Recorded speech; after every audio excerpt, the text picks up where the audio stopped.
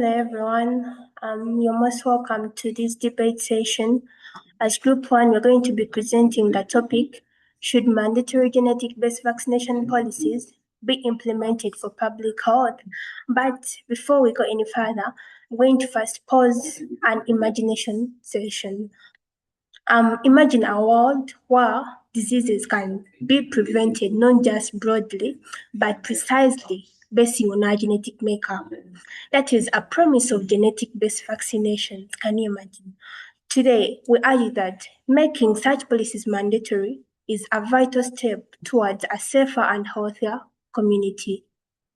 So in Group 1, we have Karim Sensamba from Uganda and Mix Shamira from Uganda, and we support that mandatory genetic-based vaccination policies should be implemented for public health.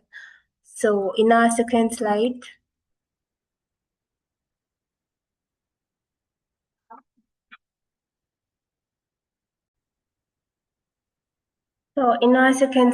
we want to first explain to you what genetic-based vaccines are.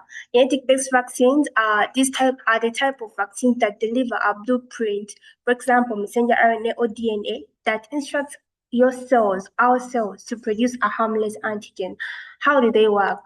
Once inside the cell cytoplasm, the messenger RNA is translated into a protein. So this protein will be recognized as a foreign protein by the body cells. And what happens? This will trigger an immunity without infection. So an immune response will be triggered without an infection.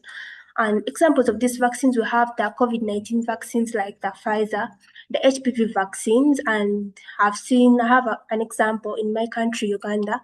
HPV vaccines are injected to young girls between 14 to, I'm not so sure about the age, but between 14 and above, to prevent them from getting the different cancers. And then the Ebola viral vector vaccines and many other vaccines, for example, the flu vaccines, they are all still under clinical trials. The scientific insight here is that messenger RNA vaccines represent a shift towards cell-directed antigen production, improving immune precision and adaptability.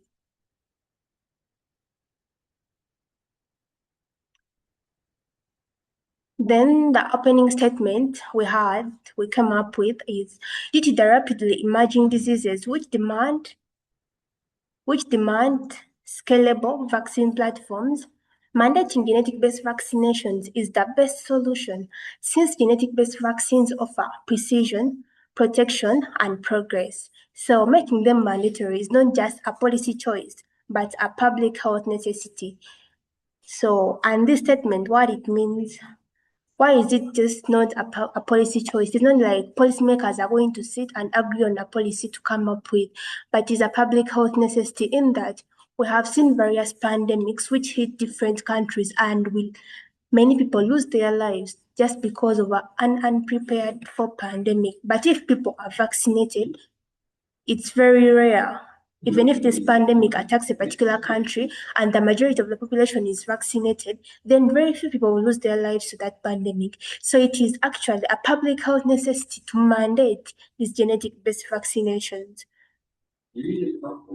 Our first argument, and it is the main argument.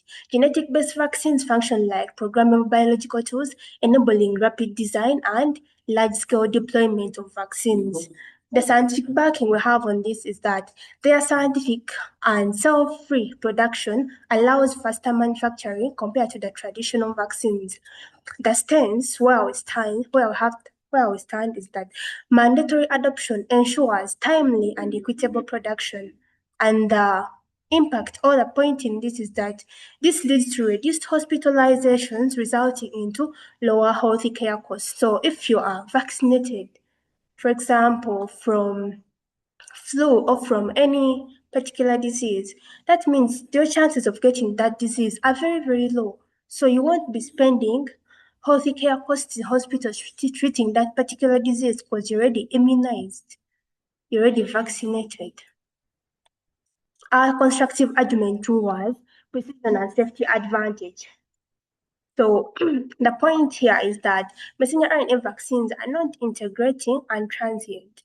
By non-integrating, we mean that they do not excuse me, we mean that they do not integrate with our DNA. Our DNA is kept in like a castle, protected, so nothing crosses there.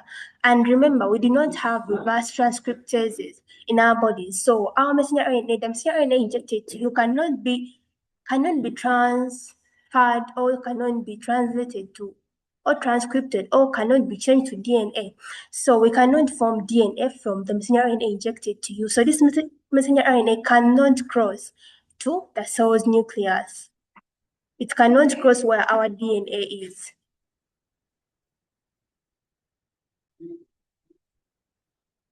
So this, in our second constructive argument, we have said that the messenger RNA vaccines are non-integrating and transient. By non-integrating, they do not enter into our nucleus where our DNA is found. So they do not integrate with our DNA. And then they are transient in that immediately they finish doing the specific role they have to play, they are degraded by the cell's different mechanisms. So the scientific evidence here is that messenger RNA operates in the cytoplasm and it is naturally degraded after protein translation. So there is no risk of genomic integration. Additional insight, modified nucleosides reduce unwanted immune reactions while improving safety and efficiency. And the references we used here were Center for Disease Control and Prevention 2024. That paper was released in 2024. Understanding messenger RNA vaccines.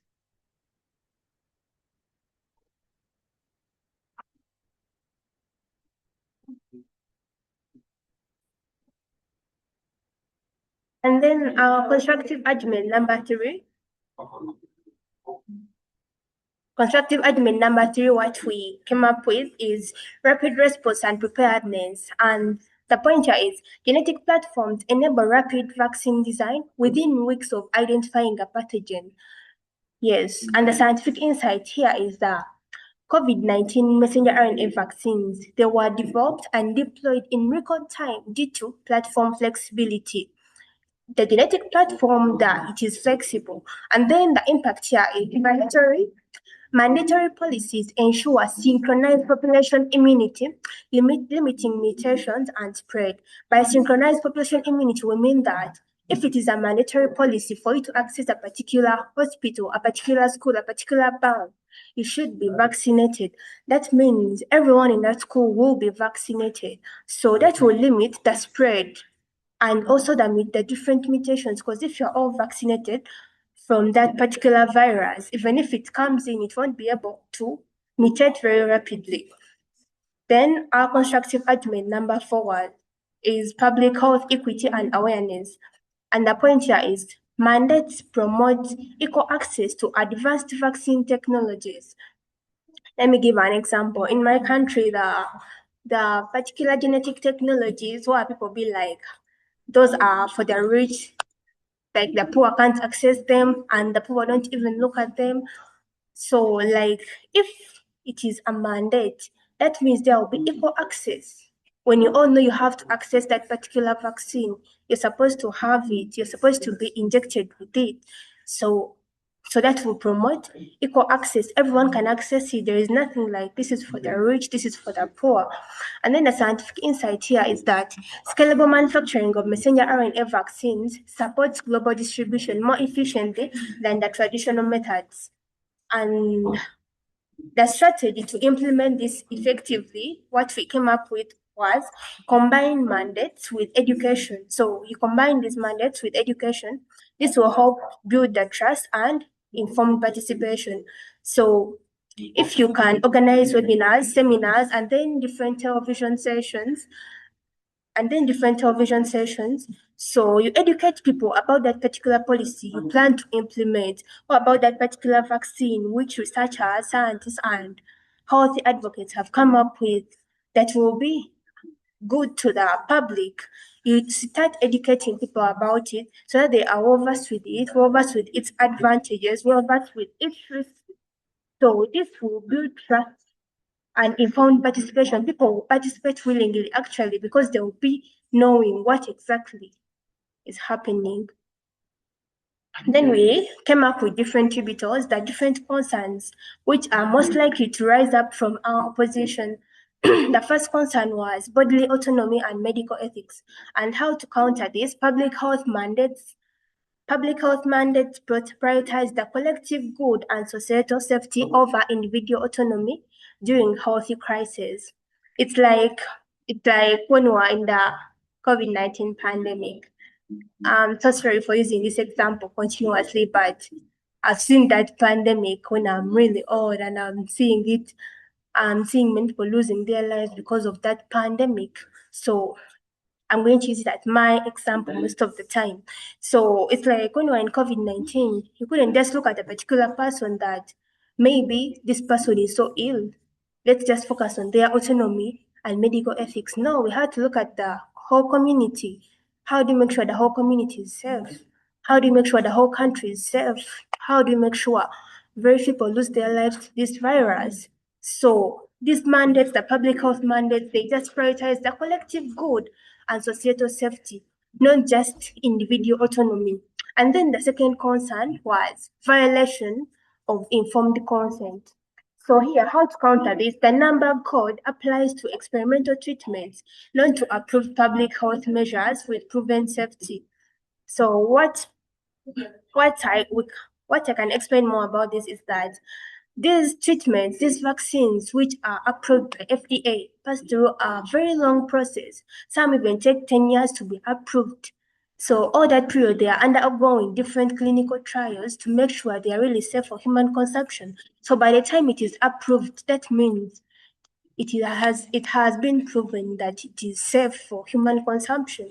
Then concern three, loss of genetic integrity, like I said. So our counter here is genetic-based vaccines do not alter an individual's fundamental genetic code. Since messenger RNA used is temporary, and the other thing I added is this messenger RNA does not integrate or does not go into the cell's nucleus where our DNA is. It remains in the cytoplasm, it performs what it's supposed to perform, and then after it is degraded.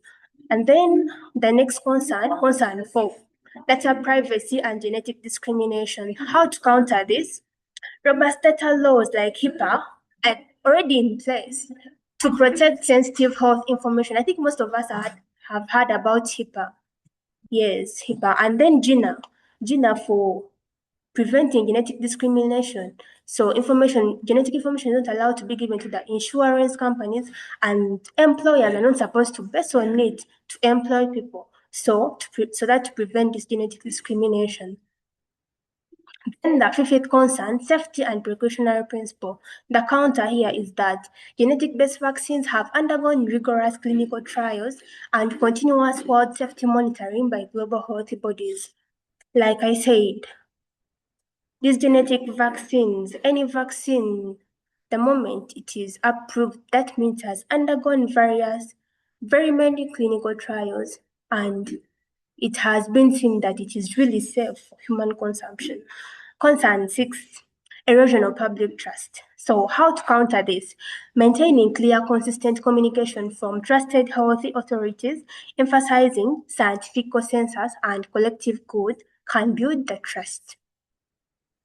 Our closing statement: mandatory genetic-based vaccines are scientifically grounded, forward-looking strategy for controlling infectious diseases. These mandatory genetic-based vaccines save lives through contributing to herd immunity and resources. By herd immunity, we mean the collective immunity, the immunocompromised people, and then the people who are healthy. You vaccinate all of them at once. This contributes to herd immunity. The first reinforcement, implement policies for a healthier society. The second reinforcement, these vaccines are safe, temporary, and highly adaptable key tools for global health resiliency.